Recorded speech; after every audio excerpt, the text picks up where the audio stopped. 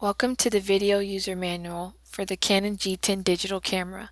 The G10 is a compact point-and-shoot camera with many of the more robust and creative features found on advanced digital cameras. It has a maximum image resolution of 14.6 megapixels and an image-stabilized 5-time optical zoom lens. Let's go over the buttons and controls on the outside of the camera. On the top of the camera, on the far right, you have the on-off button, which will automatically glow green while the camera is powered on. Press once to turn the camera on, and again to turn the camera off. Notice as the lens barrel will extend automatically when turning the camera on. Above the on-off buttons is the shutter release button and zoom lever. In most shooting modes, pressing the shutter release button halfway will activate the auto exposure and autofocus settings you have selected, and pressing the button all the way down will actually take the picture. The zoom lever will cause the camera to zoom in closer as you pull the lever to the right and zoom out as you push the lever to the left. On the left are two dials stacked on top of each other. The top dial is the mode selector dial, and with it you can select a variety of different shooting modes.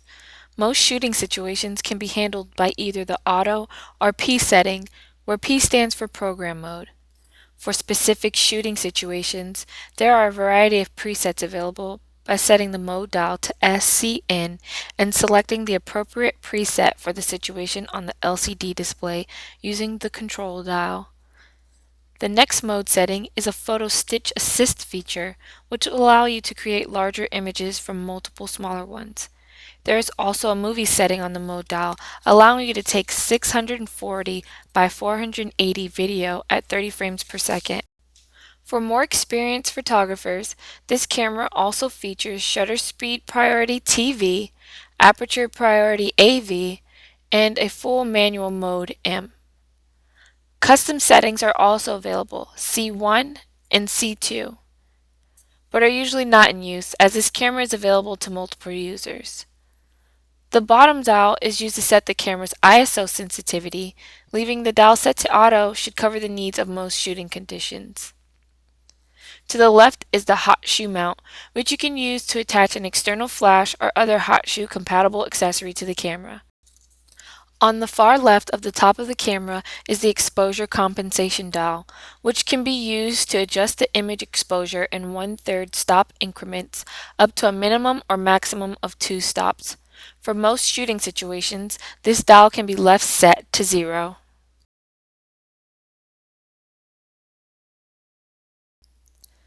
The rear of the camera is dominated by the LCD display, which displays a through-the-lens view when the camera is ready to take photographs.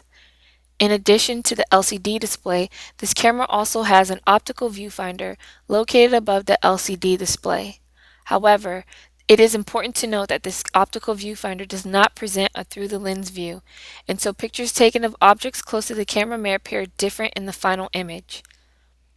The optical viewfinder can also be adjusted for any corrective lenses you may be wearing using the diopter adjustment dial found on the left of the optical viewfinder.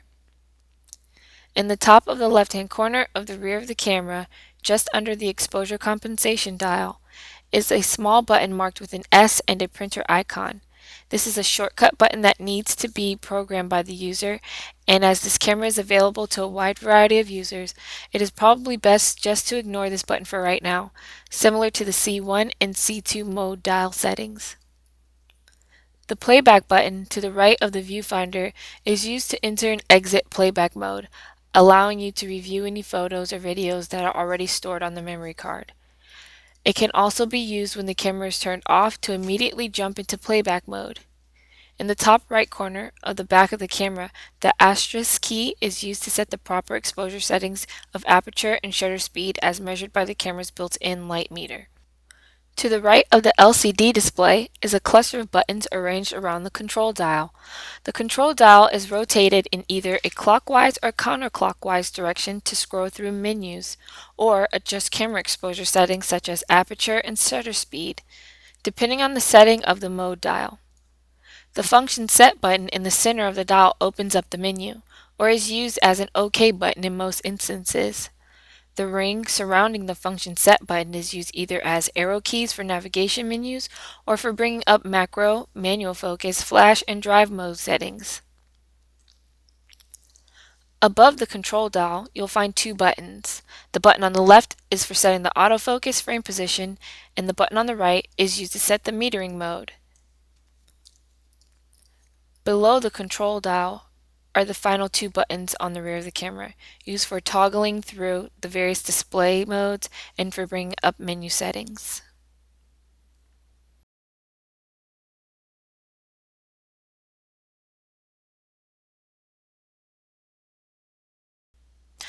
On the right of the camera, you will find the AV out, remote shutter release, and mini USB ports.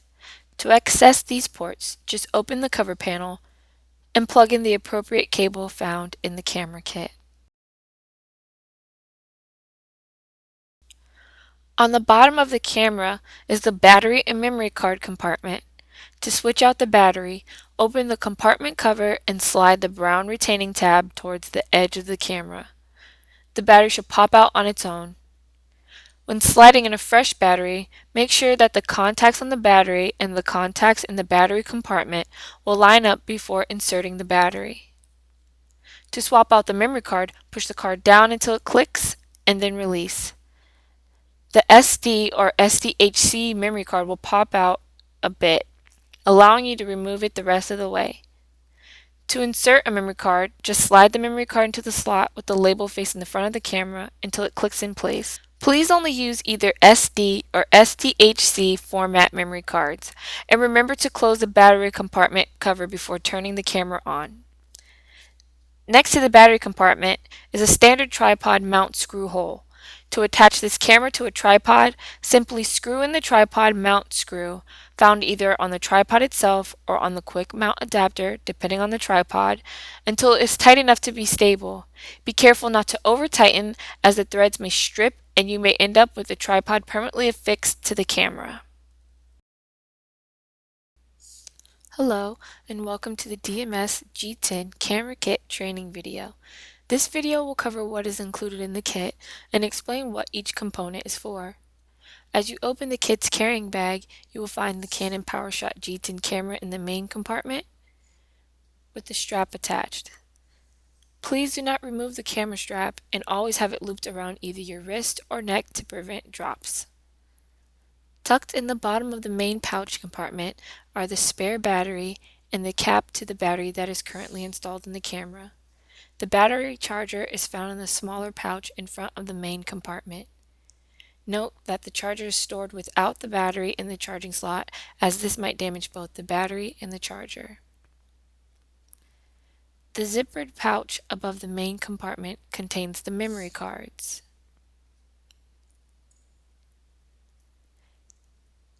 The compartment to the left contains the mini USB cable, which you will need to connect the camera to a PC or Mac and transfer the images stored on the memory card. A tripod for the camera is also available to check out separately if needed. When finished, please be sure to replace the items correctly into the kit.